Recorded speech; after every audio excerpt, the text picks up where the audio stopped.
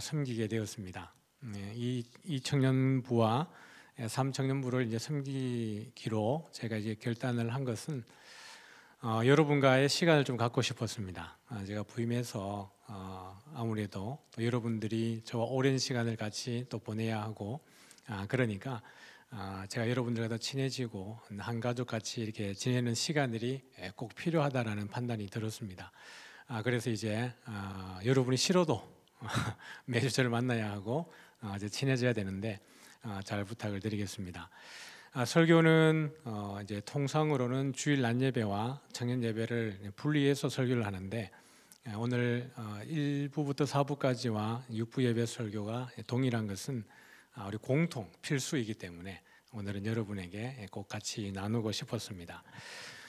신앙생활을 하다 보면 우리 어떤 운동에서도 마찬가지로 기본이 아주 중요할 때가 있습니다. 운동도 하고 싶은 여지를 가지고 막 한다 그래서 실력이 느는 게 아니고 기본기부터 천천히 배워야 어느 순간에 이제 실력이 느는 거죠.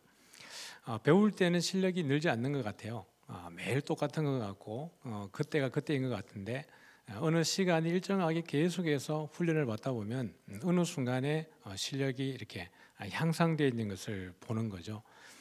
신앙도 마찬가지입니다. 그냥 교회에 많이 이제 왔다 갔다 또 예배 많이 드린다 그래서 성경 그 신앙이 저절로 자라는 게 아니고 신앙도 성경 말씀을 체계적으로 참 잘 배우는 것이 아주 중요한데 특별히 우리 청년들 같은 경우에는 이제 11조에 대해서 잘 또 들을 기회들이 없을 뿐만 아니라 11조를 해야 되는지 안 해야 되는지도 모르겠고 또 어떻게 하는 것이 올바른지에 대한 또 개념 정립이 잘 되어 있지 않을 수 있어서 오늘 우리 작년에서 또 11조를 했기 때문에 여러분과 함께 신앙의 기본기를 잘 쌓아가는 그 즈음에서 오늘 이 시작을 하면서 11조를 다루려고 합니다. 11조 그러면 이제 우리 청년들 가운데 부담이 되는 분들이 있어요. 난 수입도 없는데 이 11조를 내가 해야 되나? 내 수입에서 11조를 떼기는 너무 이렇게 분량이 많은데 이 11조를 어떻게 하지? 이런 고민이 있는데 그렇지 않고 11조의 의미를 잘 이해하고 나면 정말 하나님께서 여러분을 더 사랑하시고 여러분이 하나님을 더 잘 믿을 수 있는 근거가 바로 여기 있기 때문에 제가 여러분에게 차근차근 이렇게 나눠드리도록 하겠습니다. 성경에서 11조가 처음 나오는 구절이 오늘 이 본문이에요. 아브라함과 멜기세덱과의 만남에서 11조가 등장을 하거든요. 아브라함이 가나안 땅에 있었고 아브라함의 조카 롯이 소돔 땅에 갔죠. 왜냐하면 소돔 땅이 롯이 볼 때에는 살기가 더 좋았기 때문에 그래요. 이미 자기 삼촌하고 있을 때 그 극심한 기근을 맛보았지 않습니까? 가나안 땅에 비도 오지 않죠. 오랜 기근이 있어가지고 애굽 땅까지 내려갔다가 거기서 좀 고난을 당하고 다시 가나안 땅에 들어왔는데 땅이 아브라함과 롯이 같이 거하기에는 너무 좁았어요. 그래서 아브라함이 롯에게 먼저 내가 거할 곳을 선택을 하라라고 이야기했을 때 롯은 이미 내가 사는 이곳은 살기에 적합하지 않다. 많은 가축을 이끌고 또 많은 사람들을 데리고 살기에는 너무 척박하다. 하늘에 비도 내리지 않죠. 이스라엘의 강수량이 1년에 300mm가 되지 않습니다. 그러니까 아주 적은 비가 내리기 때문에 롯이 판단할 때에 내가 정말 물이 풍성하고 살기 좋은 곳으로 가야 되겠다라고 생각을 하고 아브라함이 제안을 했을 때 롯이 보기에 가장 좋은 곳 소돔과 고모라가 하나님의 심판을 받기 전에는 너무 살기 좋은 곳이었기 때문에 롯이 볼 때에는 저기에 가서 살면 좋겠다라고 해서 선택한 것이 소돔 땅이었습니다. 그런데 그 소돔 땅이 살기 좋은 곳이니까 아마 소돔에 살고 있는 사람들 말고도 아마 주변 열국에 있는 사람들 입장에서도 이 땅은 살기 좋은 곳이니까 우리가 점령하자라고 하는 그 욕심이 생겼겠죠. 그러다 보니까 시날 땅과 그 북쪽에 살았던 여러 왕들이 연합을 해서 소돔 땅을 공격을 하게 됩니다.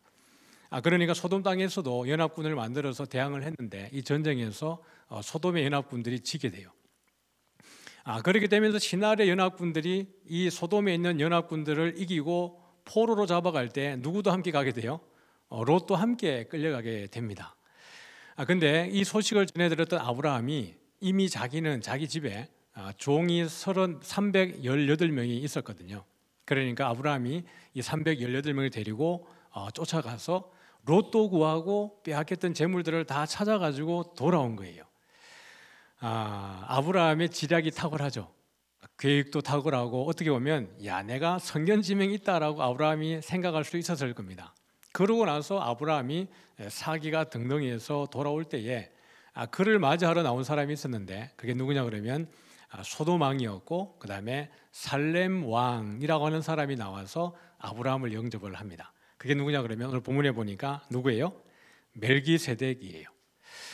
멜기세덱은 사실 이 안에 워드플레이가 있죠.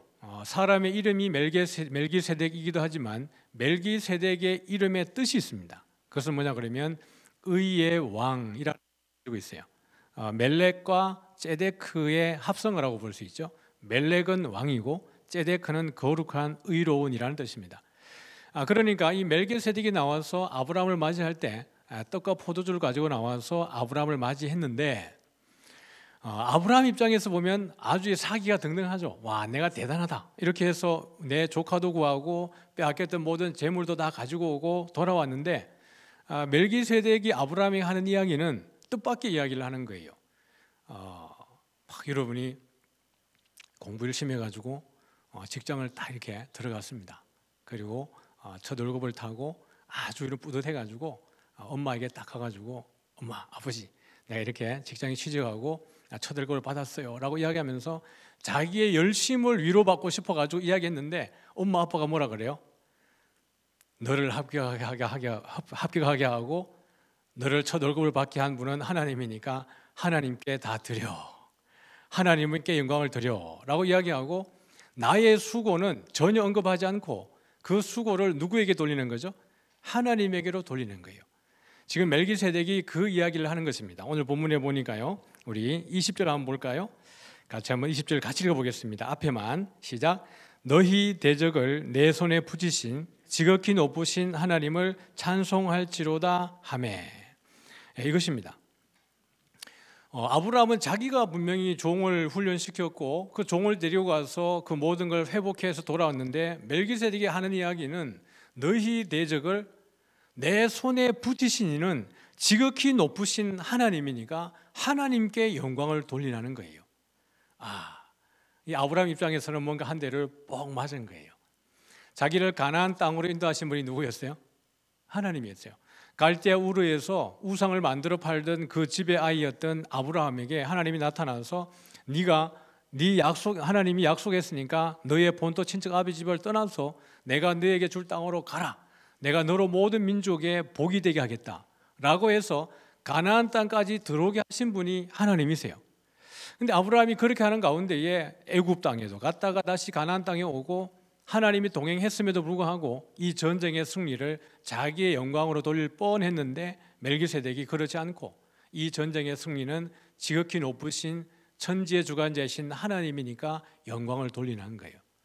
그렇게 했을 때 오늘 본문에 보니까 여러분 어떻게 하고 있습니까? 20절 하반절에 보니까 아브라함이 그 얻은 것에서 뭘요? 10분의 1을 멜기세덱에게 주었더라 라고 이야기합니다. 이게 성경에 등장하는 11조의 기원이고 처음입니다. 11조는 사실 성경에서 처음 그 기원을 갖는 건 아니에요. 이 창세기 14장에 11조가 처음 나오는 거지만 사실 11조의 기원은 고대 근동의 하나의 문화적 관습이었습니다.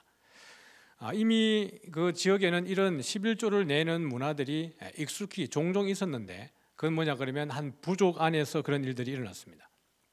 당시는 부족 국가였겠죠. 그러면 이 부족에는 족장이 있으니까요. 그 부족 안에 있었던 사람들이 족장에게 당신은 우리의 통치자입니다. 당신은 우리의 왕입니다. 당신이 우리의 주관자이기 때문에 당신을 우리가 섬기고 복종하고 충성하겠습니다 라는 뜻으로 그 부족장에게 내는 것이 뭐냐 그러면 10분의 1을 바치는 거였습니다. 그 일종의 납세의 의무예요. 그리고 충성을 바치는 의미에서 드렸던 것이 10분의 1이었습니다. 만약에 그 부족이 있으면서 족장에게 11조를 내지 않으면 10분의 1을 내지 않으면 그 부족 가운데에서 내쫓김을 당하는 거예요. 또는 죽임을 당하는 거죠. 안전을 보장받을 수 없습니다. 이것이 고대 근동에 있었던 10분의 1을 내게 되는 하나의 배경입니다.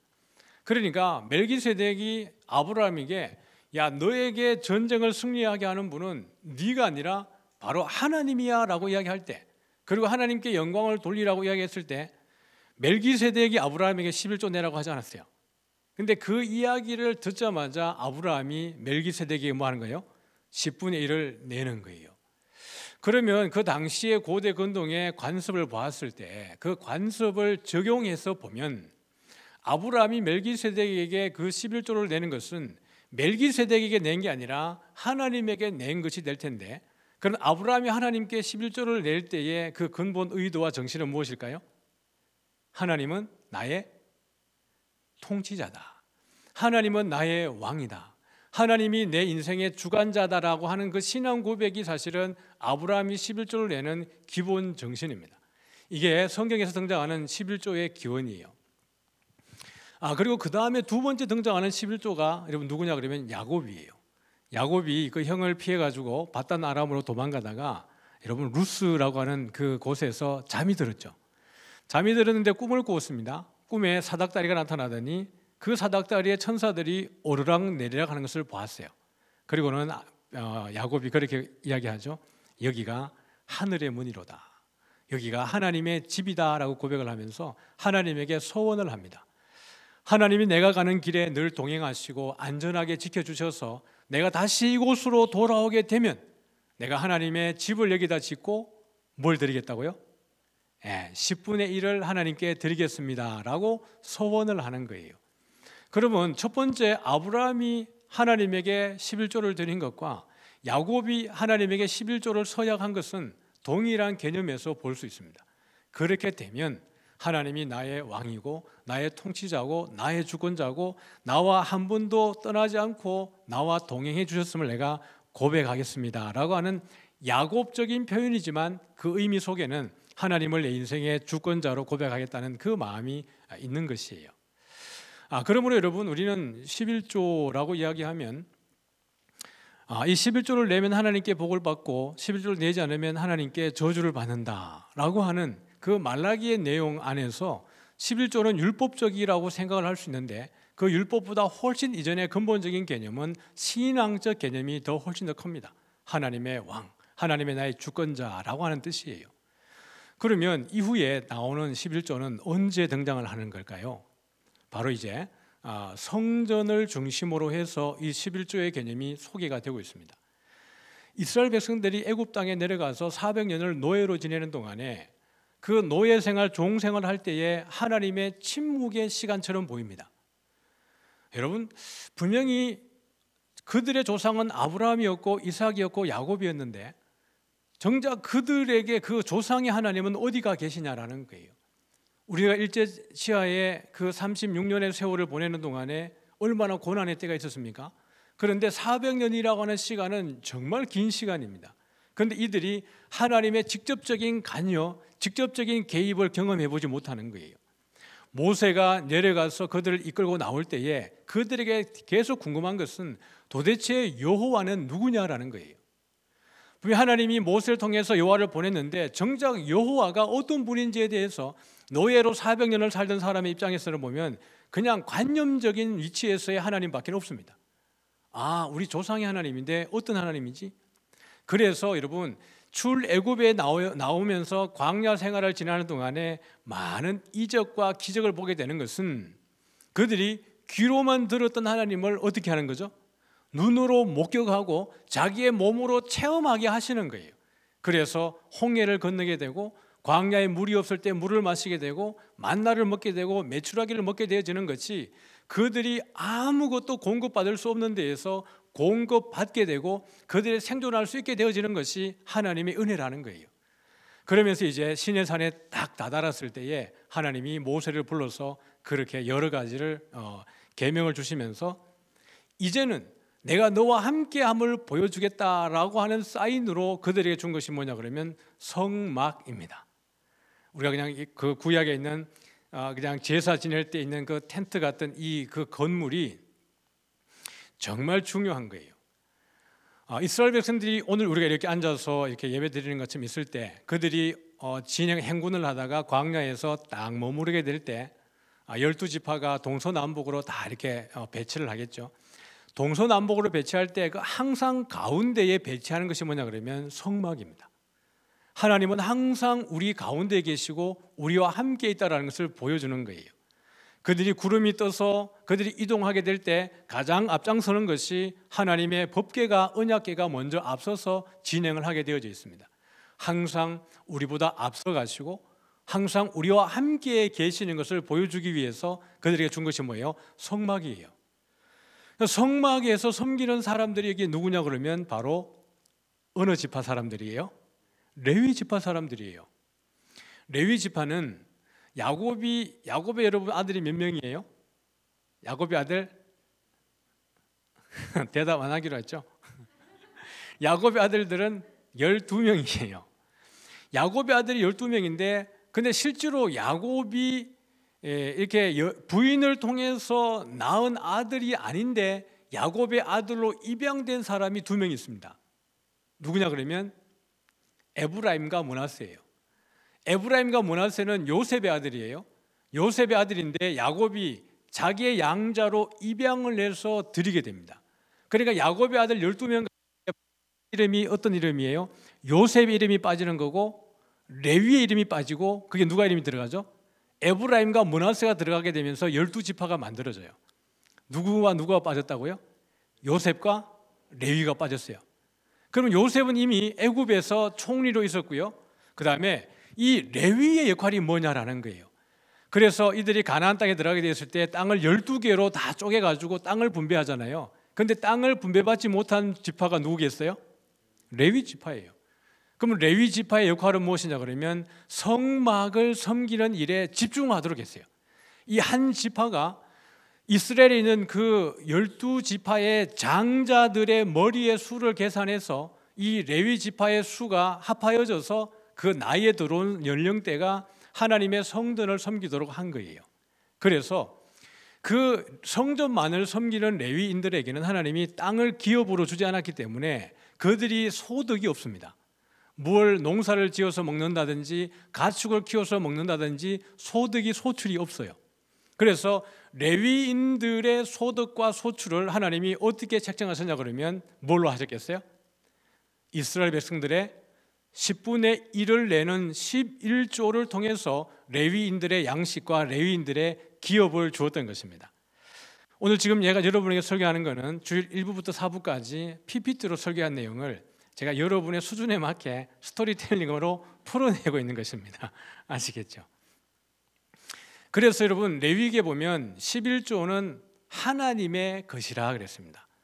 지금 아브라함과 야곱이 드렸던 그 11조의 근거를 기원을 그 정신을 하나님이 그대로 가지고 오셔서 이스라엘 백성들에게 11조는 여호와의 것이고 여호와의 성물이다라고 소개를 하고 있습니다. 11조니까 몇 분의 몇이에요? 10분의 1이에요. 어린 가축이 지나갈 때 그 목자의 지팡이 밑으로 지나가게 해가지고 10번째가 딱 되면 이것은 여호와의 것이라고 구분을 한 거예요. 그러면 이 10분의 1만 여러분 여호와의 것일까요? 아니죠.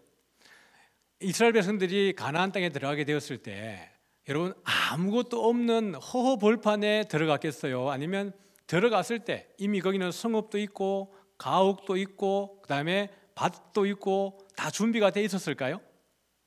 아무것도 없었을까요? 아니면 준비되어 있었을까요? 준비되어 있었죠.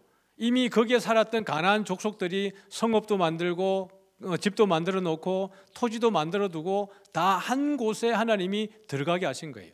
그러니 이스라엘 백성들이 누리고 있는 땅도 누구 것이에요?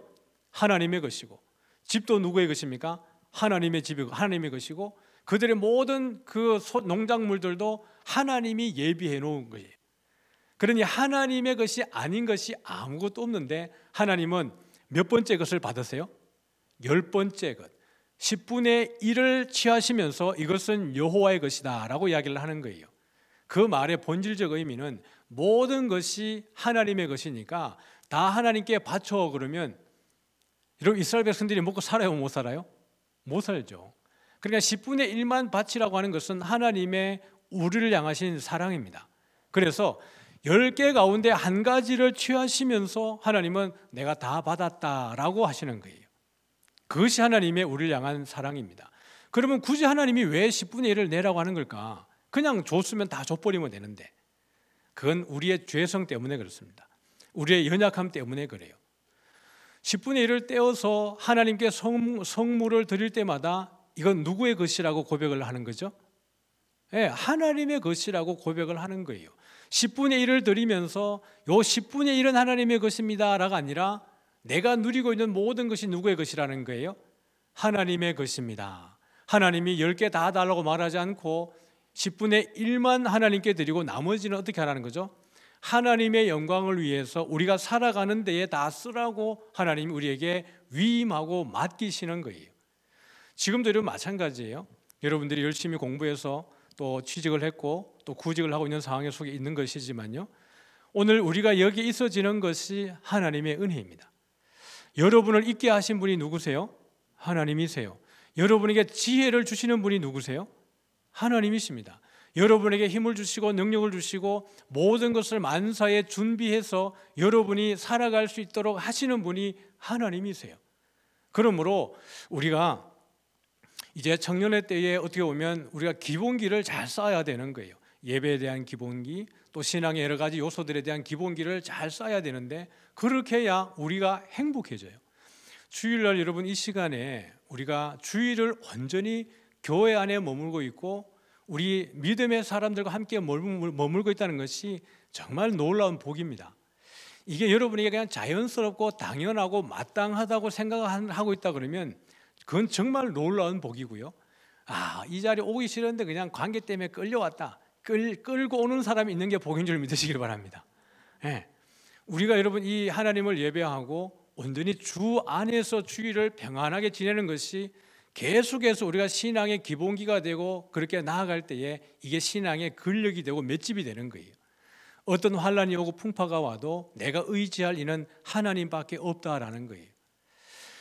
우리가 하나님의 품을 떠나서 살아보면 좀 뭔가 평안해 보이지만 한결같이 하는 이야기는 마음의 불편한 시점이 딱 다가옵니다. 주의를 어기고 내가 내 마음대로 살아가고 처음에는 뭔가 편안한 것 같지만 자꾸 마음에 불편함이 생기고 다시 주에게로 나와야 되겠다는 이 마음의 상태로 돌아오게 된다는 거예요. 이것이 여러분 하나님의 은혜입니다. 11조가 바로 그것이에요. 지금은 우리가 어떻게 보면 여러분들이 드리는 것이 부담이 될지 모르겠는데 지금부터 훈련이에요. 수입이 없어요. 용돈을 받아요. 용돈 받을 때 11조 떼기가 제일 쉽습니다. 왜냐하면 부모님이 용돈을 100만 원 주지 않을 거니까. 맞죠? 10만 원 줄 때 만 원 떼는 게 쉬워요. 맞죠? 용돈 혹시 매주 100만 원 받는 분 계십니까? 근데 이게 훈련입니다. 하나님이 나에게 주시는 것 가운데에 일부분을 떼어서 하나님, 이 모든 것이 하나님의 것인데 지금 이것을 하나님께 드립니다라고 하는 것이 훈련되어질 때 더 많은 것으로 하나님이 여러분에게 맡길 때에도 여러분의 마음이 정직하게 하나님에게 드릴 수 있어집니다. 지금 만약에 여러분들이 11조 훈련을 되지 않으면 내가 좀 돈 벌고 월급 받으면 11조 해야지 그랬는데 여러분이 좋은 직장 가가지고 한 달에 몇백만 원 받게 됐는데 11조를 떼야 되니까 몇십만 원을 떼야 되는 게 여러분 쉬워요, 어려워요? 아깝습니다. 이거 몇십만 원이면 이거 애플워치 하나 살 수 있는데 애플워치 하나를 하나님께 그냥 드리는 거거든요. 이거 쉽지 않은 거예요. 여러분이 정말 사업하다가 어느 날 정말 하나님이 큰 복을 주셔가지고 진짜 복을 주셔가지고 한 달 수입이 1,000만 원이 됐습니다. 100만 원 떼는 게 쉽겠어요, 어렵겠어요? 100만 원이면 중고차 한 대 살 수 있는데요. 싼 거. 그런데 여러분들이 처음부터 하나님의 것을 떼어서 하나님에게 드리기를 훈련하면 이게 당연해집니다. 내가 1억을 벌어도 1,000만 원을 떼는 것은 당연한 거예요. 이거 하나님의 것을 드리는 것이고 지금 내가 이것을 누리는 것 자체가 누구의 은혜로 되었다는 거예요? 하나님의 은혜로 되었다라는 거예요. 그러니까 이 11조를 드리는 것은 지금까지도 하나님이 나의 생애를 책임져 주셨지만 앞으로도 내 인생을 책임져 주실 것이다라고 하는 믿음으로 드리는 거예요. 그러니 내 인생의 주인은 주님입니다. 내가 평생에 뭘 먹을까, 뭘 마실까, 뭘 입을까, 뭘 누릴까를 걱정하지 않고 하나님이 때를 따라서 여러분에게 다 채워주신다는 믿음이 있을 때 11조는 정말 그야말로 온전한 순수한 믿음과 신앙입니다. 그런데 우리의 참 이렇게 과거의 이 선배들이 잘 못 가르쳤어요. 그래서 11조는 하나님의 것이기 때문에 11조를 내지 않는 것은 하나님의 것을 도둑질하는 것이다 라고 가르쳤습니다. 그래서 복을 받으려고 그러면 11조를 내고 11조를 내지 않으면 하나님이 내지 않은 것은 반드시 그냥 거둬간다 이렇게 가르쳤어요. 그래서 11조를 떼먹으면 하나님이 그 다음 달에 반드시 떼먹은 만큼 가져간다 그랬어요. 가족 중에 누가 아프든지 교통사고 나든지 돈 나갈 일이 있어가지고 돈 나갔는데 그 세어보니까 꼭 11조 안 낸 만큼 떼가더라 이렇게 가르치는 거예요. 이게 여러분 아주 무서운 거죠. 그렇게 신앙을 우리에게 어떤 감정적으로 어떻게 보면 종교적으로 그렇게 훈련을 시켜서 아무런 믿음의 고백으로 드린 게 아니라 그냥 이것을 내가 복을 받기 위한 수단으로 11조를 내게 만들었던 적이 있습니다. 근데 말라기 선지자가 그렇게 말한 이유가 있어요. 여러분, 성전은 이스라엘 백성들에게, 하나님의 백성에게 아주 중요한 개념입니다. 그냥 성막도 중요하고 성전도 중요하지만 성막과 성전은 결국 여러분 누구를 지향하고 있어요? 예수님의 모형이 성막과 성전입니다. 그러니 여러분, 성전과 성막은 그들에게 뗄래야 뗄 수 없어요. 이스라엘 백성들이 포로로 끌려갔다가 다시 예루살렘으로 돌아오게 되었을 때 가장 첫 번째 했던 게 뭘까요? 성전 재건입니다. 그래서 여러분 586년에 유다가 멸망하고 난 이후에 하나님이 약속을 하셨죠. 나라가 멸망하고 나면 몇 년 만에 돌아오게 하겠다 그랬어요? 70년 만에 오게 하겠다 그랬습니다. 그런데 586년에 70년을 빼면 얼마예요? 산수 안 되세요? 586년에서 70년을 빼면 얼마죠? 516년이잖아요. 516년이 무슨 해냐 그러면 그들이 바벨론 포로에서 돌아와서 성전 재건을 완성한 때가 516년입니다. 1차, 2차, 3차 포로 기한에 그 연도를 계산하면 70년이 맞지 않아요. 70년을 계산할 때 첫째 방식은 1차 포로로 끌려갔을 때와 이들이 돌아왔을 때의 기간이 70년이고 586년을 기준으로 했을 때는 516년이 되는데 516년은 성전 재건이 완성된 때가 516년입니다. 그러니 70년 만에 돌아오겠다라고 하는 기준의 어떤 단면으로 보면 성전이 중심이 되어져 있어요. 그런데 성전을 재건했을 때 여러분 가장 중요한 인원이, 중요한 사람이 누구겠어요? 성전은 만들었어요. 그러면 성전을 섬길 누가 필요하죠? 이 필요한 겁니다. 그런데 제사장들이 타락하고 백성들이 타락을 하게 되면 성전을 다시 재건한 의미가 있어요, 없어요?